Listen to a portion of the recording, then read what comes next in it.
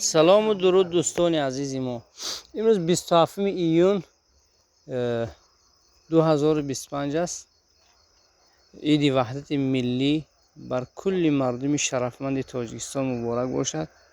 الهیم همیشه صلح و ثبات و آرامش در کشور عزیز ما پایدار باشد. وحدت ملی به همگان تبریک و تهنیت میگم از نام خودم و اینجا از نام بابای عبدالغفار خواستن که شما رو نیز تبریک کنند به همین روز وحدت ملی که مخلصاشون هستید. اینچون یک کمی هم باشد در همین سری پله که بابای عبدالغفار نهورچه میگیریم به خاطر وحدت ملی تبریکات خواستن که تبریک کنند مردم. من سخنی تبریکی را به بابای عبدالغفار میدیم. سلام علیکم بابای عبدالغفار. سلام علیکم بابای محمد جان. من تمام مردم جمهوری تاجیکستان را به عید وحدت تبریک میکنم. بهترین و یک نصیحت میکنم که التماس همه از فرزندان تاجیک پدر و مادر خود را حرمت کنند. خدا خواهد با حرمت مییابند از فرزندان خود. اما نصیحت همین است. با این شما این چیز نقض میدونید. خدا نگهدار شما. قسم کورو برکت خداوند. من دیده سودید که زردی یعنی که همون زلاتیستی خربزه‌های طلایی بابای عبدالغفار در بین پلکشون نمایان شده ایستاده است که این دلالت بر آن میکند که حاصل به پخته رسیدنش کم ماندگی است. خدا خواهد در روزهای نزدیک و بازار گویم کشور محصولات تر و تازه بابای عبدالغفار و بازار میبرم. من نگاه کنید چه خیلی رنگ‌های خوش رو دارن. خداوند برکتی در قسم کار بابای عبدالغفار. بابای محمد جان حاضر شما همین سه خربزی وای میکنید. ممکن بعضی ها گفت که همین رو رکلام کردن. این چیز یگان خیلی فکر نیست. فهمیدید؟ این همه حقیقت انا نگاه کنید شما. ما نوار کنید انا. من خربوز. بهترین بندیش شما میبینید چه خیلی پر بسته است خربوزه.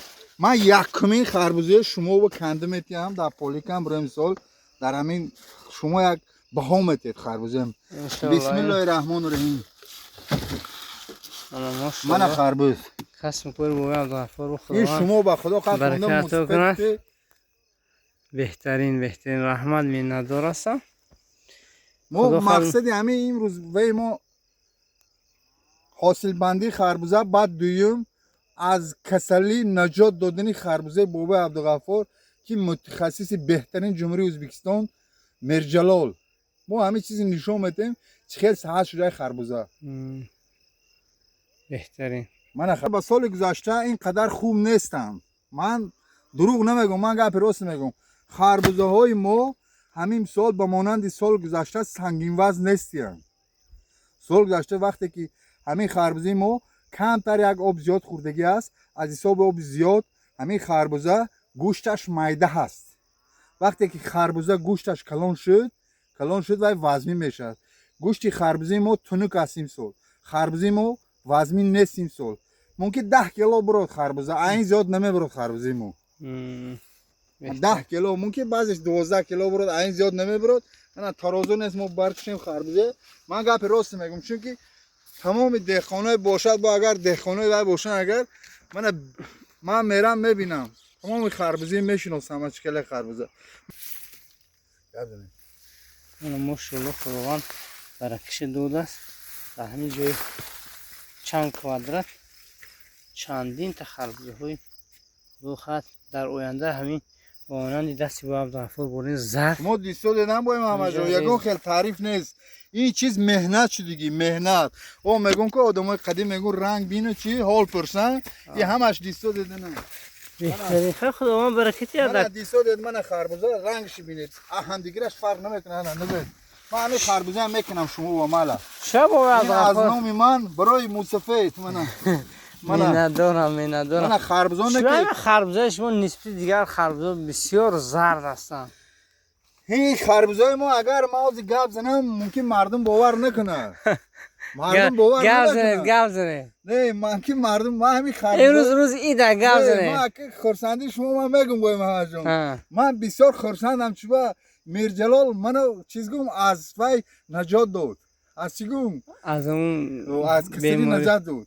من بسیار خرسندم، بسیار شاد هستم. من تمام چیز میگم، من چون که سال آخرانم من بس میکنم، این چیز ترک میکنم این چیزا. این خربزه ها من اگر گپ زنم ممکن مرا مزاح کنم بسیار مردم. مزاح میگم چی میگم ازم میگم. من این خربزه با محمد جان همش ام کردگی مانند گوسفند ام میکنه. گفت این متخصص جمهوری ازبکستان سردارکان من به یاد دادگی چیزا. بهترین ام کردگی ام کاز ما سال گذشته دوره گیبرلینگ گفتم همش مزاح کردم خشید اون. باز این گپ زدم ممکن مردم مسخره کنن. خربزه همش ام کردگی. بهترین. اینه که اون اپارات خرید همش هوای خطی میزنه دیگه. نه من اینا رو وقتی همون چوجو بودگیش وقتی گوسفند و نشات کو چی میگم گوسفند ام میکنه چوپونو با این چیز نقض میکنه.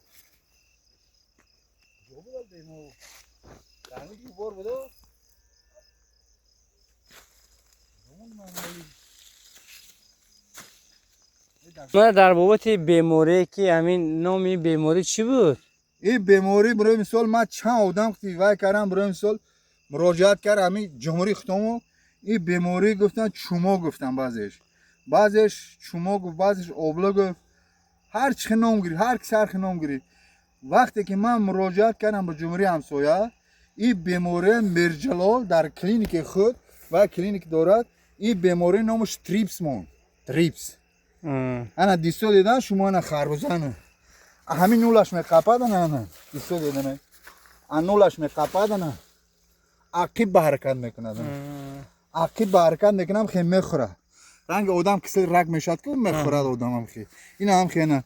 وقتی که ما همین چیز داره استفاده برده من دیسو دیدن اپوین هم خیلی برون شده نه خوردگی برون شده نه اینجا باریک میشه اینجا ببینید وقتی که صحت شدگی اینجا برگ نو برووردگی این شمشیرک میگن وقتی که همین شمشیرک برومد همین خربزه در حرکت است نه چیز و کار کرده این خربزه ما همین زمین ما یک خیلی هم خیلی موندگی به کار این اگر درون نگم یک 10 روز موندگی بود میده همین میرجلال متخصصی بهترین مثال من وقت همکاری دارم مثال من در آینده میخوام که یگان کلینیک در جمهوری تاجیکستان کشم که مردم خیلی اذیت نکشد همین کسلی‌ها دهقانا برای دهقانا اوزان شود همین داروهای همین با صفت بهترین اعلی صفت بیارم تیم همین چیز من با چندین برادرها مراجعت کردم همین کسلی منه که یگان خیلی یاردم کردن تا اسلامی ماهی مای بود خصوصا مردم طرف جنوب من به چندین مراتب صورت پرتافت دیگه همین کسلی چه من ندونستم نه که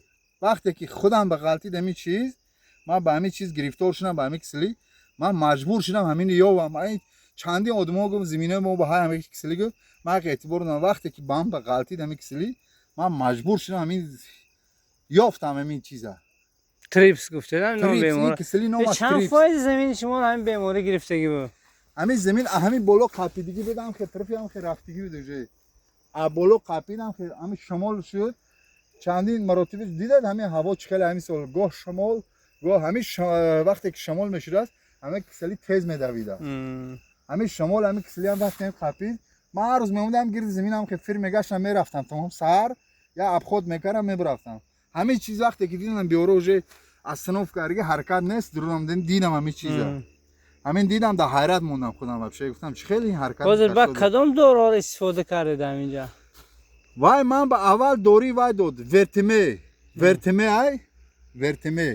وای داد وای در جمهوری ما نیست وای دورو من راست میگم فقط من دروغ نمیگم وای در جمهوری ما نیست ورتمه در جمهوری ما هست ورتمه نه که وای دیگه خیل چیگم بانکش دیگه خیلی وای در جمهوری همسایه و از فیلم سینگتا از شویتزار هم بیاد این دورو از شویتزار هم اومده است من پرسیدم سینگتا ورتمه یکم ورتمه زدم اولی دوره بعد دوم دوره استاپ استار این هم در جمهوری ما نیست این دوره شاید آمدگی باشه اگه نمیدونم من مراجعت کردم نیست گفت چند تاش هم متخصصا و استاپ استار زدم من کراچی در دوام 24 ساعت همین چیز با کار دروم همین چیز دیده اوجه چقدر حرکت کردی اوجه دو وجب حرکت کردی اوجه 50 سانتی متر حرکت کردی اگر من همین دوری نمیزنم همین چی همین خربزه آزه همین خیلی نمیشد همین خربزه همین خربزی دیده نه همین با همین حالت گرفتار نه همین خربوزی دیگه نه همین اکنون یک چی همین باید خربوزی دیگه نه تورش نیست کم تورش شو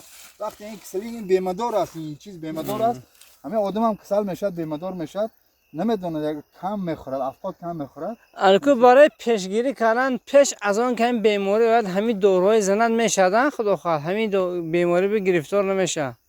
من چیگون باید مرجان من شما نمیدونید من باید این سال رکوردی سال میکردم خدا نصیبم نکرد من باید رکورد نشون میدادم این سال در جمهوری تاجیکستان در ناحیه مسچا چخیر خربزه ها و تربزه ها میشد از با نصیب باشد بعد 2 هفته دیگه ما تربزه گیگانت میبینیم عبدالغفار چخیر رکورد نشون میداد مهمان ها از جمهوری ازبکستان میبیان و یا خودشون با هم میتیم من با ها نمیتیم از اینجا میبیاد از اینجا خودش با هم میتیم اما قدمه که همین تربوز مشغول مشغول است همین جمهوری همسایه و این کارش فقط تربوزه است تربوز همین تربوز ما آدم خودش با هم میتیم ان شاء الله خیر چی گفتن نمیتون گپ به درازا نمیکنیم خیر خدا نگهدار شما بار دیگر عید وحدت ملی به همگان مبارک باشد الیم کل دهخانه تاجیکستان عموما کل دهخانه به خداوند برکات عطا کند در همین دهخانه چون الیم یگان کسی همین خیلی بیماری گرفتار نشود دهخانه اش تا اینکه یک راه زندگی خودش یابد خیر خدا نگهدار باقی سربلند و خانه آباد باشه.